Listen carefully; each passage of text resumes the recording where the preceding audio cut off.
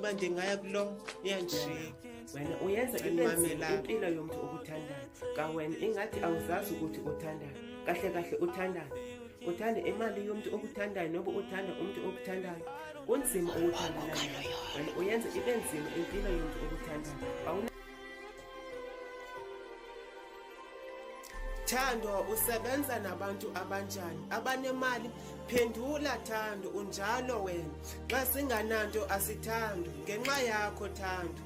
Kanti mna ndizoyaphi? Ndizoba nabani? Ndizomfumanaphi umntu kuma zoba nenyani?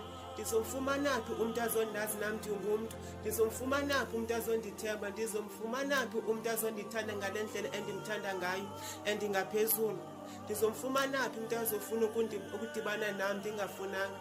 Ndixelele Thando, uthando lunjani? Umntu umnika konke kungokwakho, nditsho nenhliziyo yakho, akubona njengesipande. Ngenxa zothando, kunjani ukuthanda umuntu omthandayo? Ndifuna ukufunisa owam, bangaphi bedlala ngale yam inhliziyo? Kuyabonakala andikwazi ukukhetha ngoba ndithi ndikhetha umntu kanti ndikhetha umaphule wenhliziyo yam. Thando, unjani? Ndiyabuza, uyaphila na? Xa kunje awunasizi na? Kutheni kum usenza kanje? Ndicela usizo, ndizomfumanaphi umntu azondithanda ngendlela yothando? Bafumaneka kweliphi ilizwe? Ndize. Bafumaneka kweyiphi ndize?